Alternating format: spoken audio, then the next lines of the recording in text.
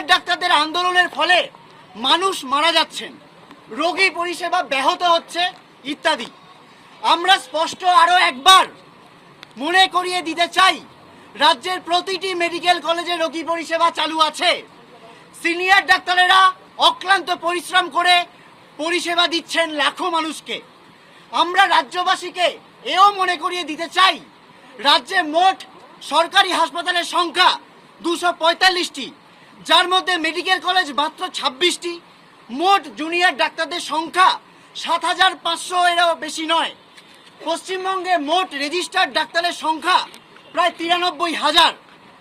মাত্র কয়েকটি মেডিকেল কলেজে যেখানেও সিনিয়র ডাক্তাররা চিকিৎসা পরিষেবা দিচ্ছেন, সেখানকার জুনিয়র ডাক্তাররা কর্মবিরতিতে আছেন বলে গোটা স্বাস্থ্য ব্যবস্থা ভেঙে পড়ছে। এই কথাটা তাহলে কি করে বলা হচ্ছে? অর্থাৎ সরকার মিথ্যে কথা বলছে, সুপ্রিম কোর্টে মিথ্যে বক্তব্য রাখা হচ্ছে। আমরা মনে করছি এটা আমাদের আন্দোলনকে কালিমা লিপ্ত করে আন্দোলনের প্রতি মানুষের যে বিপুল জনসমর্থন, তাকে বিপথে চালিত করার এক নক্কারজনক প্রচেষ্টা। আমরা সরকারি কৌশলী কপিল সিব্বল এবং স্বাস্থ্য দপ্তর তথা স্বাস্থ্যমন্ত্রীকে ধিক্কার জানাচ্ছি, সুপ্রিম কোর্টকেও বিপথে চালিত করার এই ভিন্ন প্রচেষ্টার জন্য। আমরা সরকার তথা সুপ্রিম কোর্টকে মনে করিয়ে দিতে চাই, কেবল জুনিয়র ডাক্তাররা গোটা স্বাস্থ্য ব্যবস্থার মূল স্তম্ভ নন, তারা শিক্ষানবিশ মাত্র।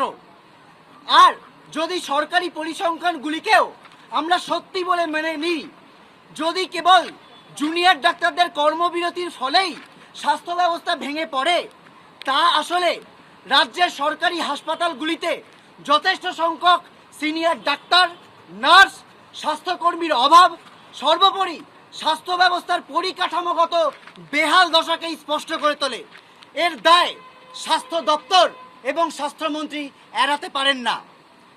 আমরা আরও দেখলাম, গত 27শে আগস্টের একটি রাজনৈতিক কর্মসূচিতে হওয়া হিংসাত্মক কার্যকলাপের দায়ও কপিল সিব্বল ও রাজ্য সরকার আমাদের কাঁধে চাপালেন। আমরা স্পষ্ট মনে করিয়ে দিতে চাই, আমরা 26শে আগস্টেই স্পষ্ট করেছিলাম উক্ত রাজনৈতিক কর্মসূচিটির সাথে আমাদের কোনো সম্পর্ক নেই। আমরা এ ধরনের কোনো হিংসাত্মক ও রাজনৈতিক উদ্দেশ্য প্রণোদিত কর্মসূচিকে কখনো সমর্থন করিনি, ভবিষ্যতেও করব না।